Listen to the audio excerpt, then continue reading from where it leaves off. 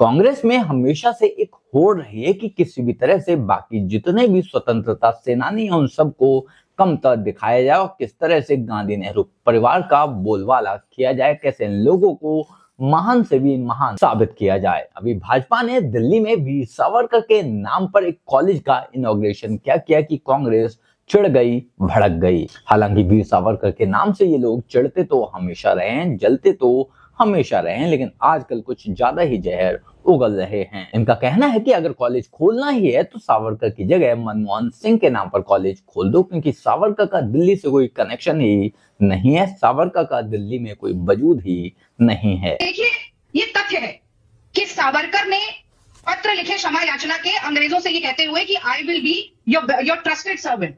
ये भी तथ्य है कि 1937 में सबसे पहले हिंदू और मुस्लिम को दो अलग राष्ट्र बनाया, टू नेशन थ्योरी दी।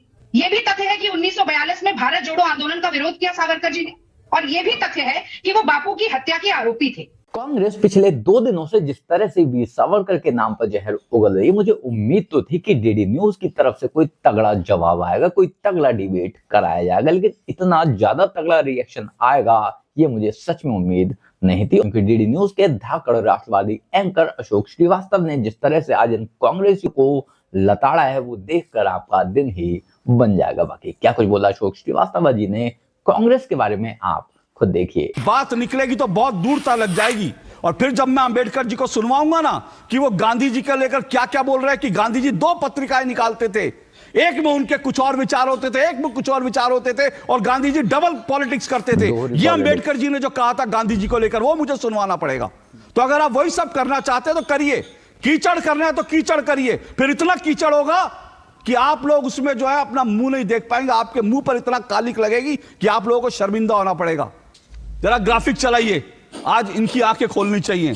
और मैं फिर बड़ा स्पष्ट कह रहा हूं, मैं ये मानता हूं और हम ये मानते हैं कि स्वतंत्रता सेनानियों के त्याग और बलिदान की तुलना नहीं होनी चाहिए, लेकिन जबकि कांग्रेस और कांग्रेस के पिट्ठू लगातार वीर सावरकर का अपमान कर रहे हैं, तो कुछ जानकारी आपकी नजर में आनी चाहिए, कुछ चीजें आपकी जानकारी में आनी चाहिए। और आज मैं आपको वो दिखा रहा हूं, सुनिए, दिखाता हूं मैं आपको, जरा दिखाइए, आपको मालूम पड़े कि कौन क्या करता था, कौन अंग्रेजों का पिट्ठू था और कौन क्या था।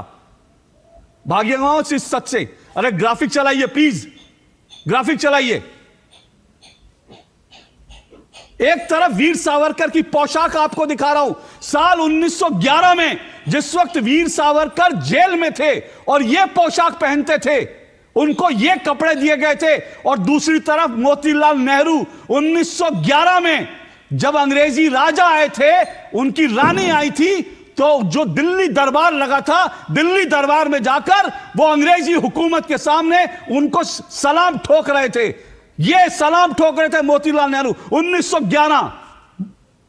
सावरकर की काल कोठरी जो है वो 13 फीट 7 फीट की थी, और नेहरू जी का कमरा देखिए क्या हवादार कमरा था। सावरकर जी कोलू के तेल निकालते थे, कोलू की तरह। और नेहरू जी जिस कमरे में रहते थे वहां मच्छरदानी थी, वहां हवादार कमरा था, वहां किताबें लिख सकते थे, वहां वो डायरी लिख सकते थे, बैडमिंटन खेल सकते थे। ये सच है इस देश का, इस देश का सच समझिए। आप लोग बताते हैं वीर सावरकर के बारे में, नेहरू जी को जो कमरे मिलते थे बैडमिंटन खेलने के लिए, जेल में थे, और एक बार नाभा जेल भेजा गया था, सिर्फ एक बार।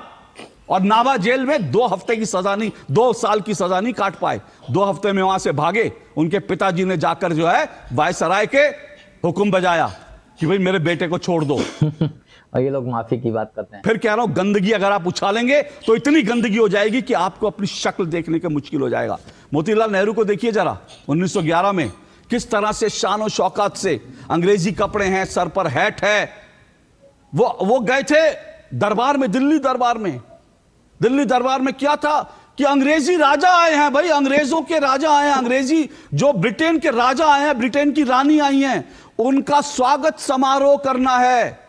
तो वहां पर जो है मोतीलाल नेहरू पहुंचे हैट पहन के, और कपड़े देखिए क्या शानदार कपड़े, बटन चमचमाते हुए अंग्रेजी कपड़े।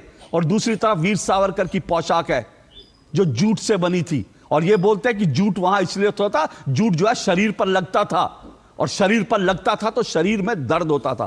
तो क्योंकि जूट के कपड़े वहां पे जिस तरह की हवाएं चलती थी, ये जिंदगी वीर सावरकर ने बिताई और ये जिंदगी कांग्रेस के नेता बिताते थे, और आज ये वीर सावरकर को गाली देते हैं।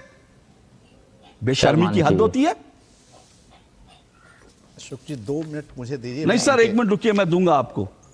ये देखिएगा तस्वीर, ये है मोतीलाल नेहरू 1911 में, जब वीर सावरकर काला पानी की जेल में थे, कोलू की तरह खट रहे थे। तो ये आपके मोतीलाल नेहरू ये कपड़े पहन करके अंग्रेजों की सभा में गए थे, दिल्ली दरबार में गए थे ये कपड़े पहनकर। और दूसरी तरफ ये वीर सावरकर की पोशाक है, ये वीर सावरकर की पोशाक है। और ये देखिए मोतीलाल नेहरू 1911। क्या बात करते हैं आप? ऐसी जगहों पर रहते थे, जेल में। और फिर से कह रहा हूं, एक नाम बता दीजिए ना जिसने गोली खाई हो। ये है, ये देखिए शानदार इमारत जहां कांग्रेस के नेताओं को रखा जाता था।